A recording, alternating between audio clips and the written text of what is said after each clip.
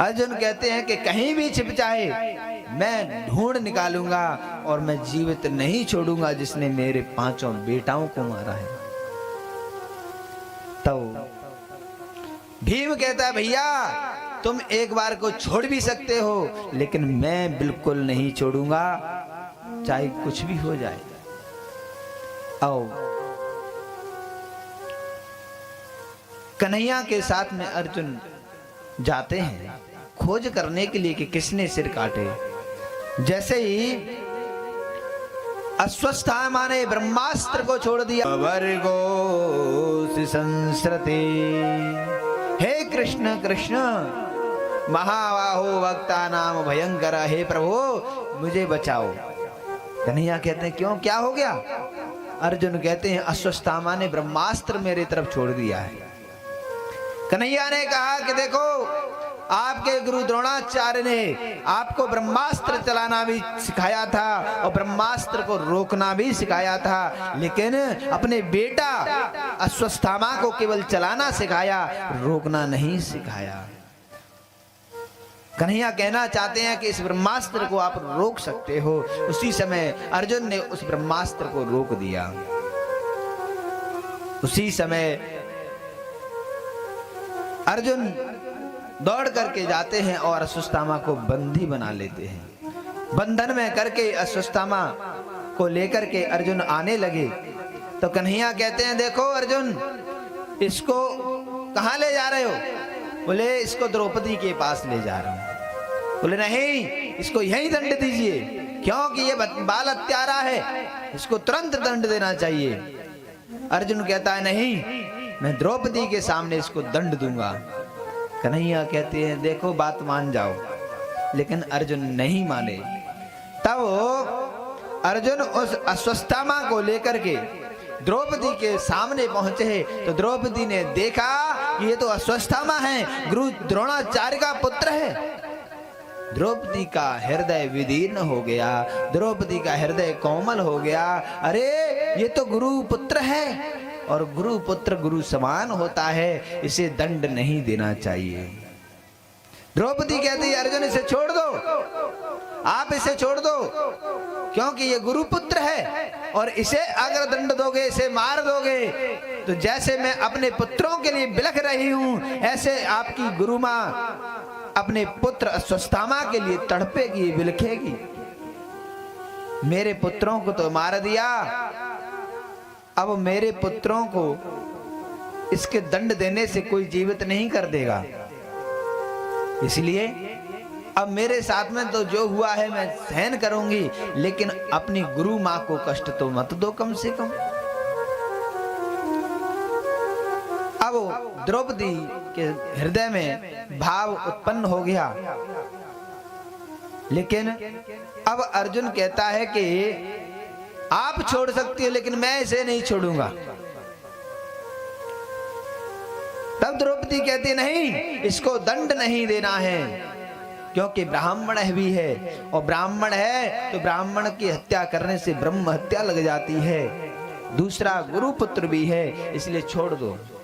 भीम कहते हैं नहीं इसे नहीं छोड़ना चाहिए, इसने एक नहीं 5 पुत्रों को मारा है। लेकिन फिर बार बार द्रौपदी मना करती है, तब सभी असमंजस में पड़ जाते हैं।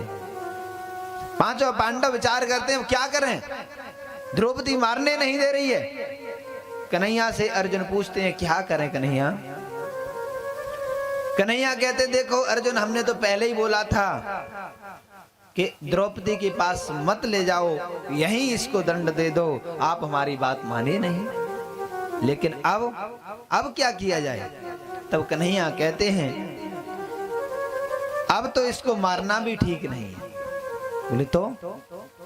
कन्हैया कहते हैं ब्रह्मबंधुर न हंतव्य आताताये वदार्हण मयिवो भयमाम्नातं परिपायनुशासनम।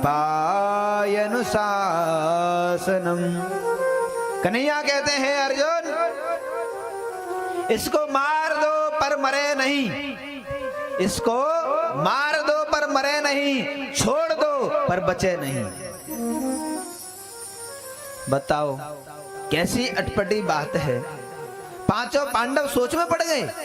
कन्हैया कह रहे मार दो पर मरे नहीं, छोड़ दो पर बचे नहीं, अर्थात मारेंगे तो मर जाएगा, छोड़ देंगे तो छूट जाएगा। लेकिन कन्हैया जैसे टेढ़े है ना, वैसी टेढ़ी बात करें। हाँ, कन्हैया की बात को समझने की हर किसी की बस की बात ना है।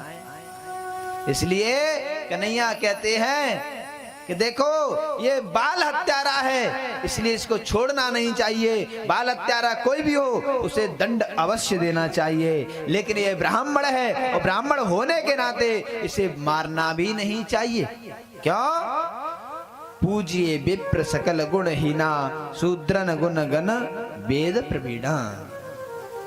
ब्राह्मण कैसा भी हो पूजनीय होता है, अगर ब्राह्मण को मारोगे तो ब्रह्म हत्या लग जाएगी।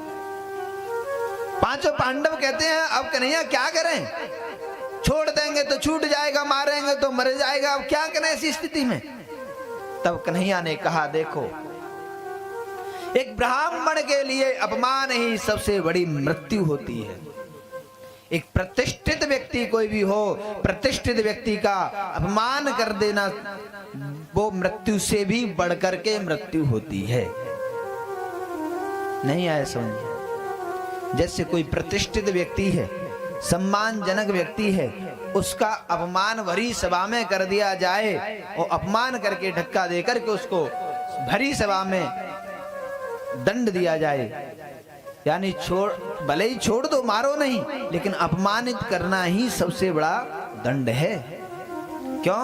मृत्यु, किसी को फांसी देने से 10-5 मिनट कष्ट होगा, जहर खिलाने से 10-5 मिनट कष्ट होगा, गोली मारने से 10-5 मिनट कष्ट होगा, लेकिन अपमानित करने से जब जब उसके दिमाग में अपमान घूमेगा तभी उसकी मृत्यु सुनिश्चित है।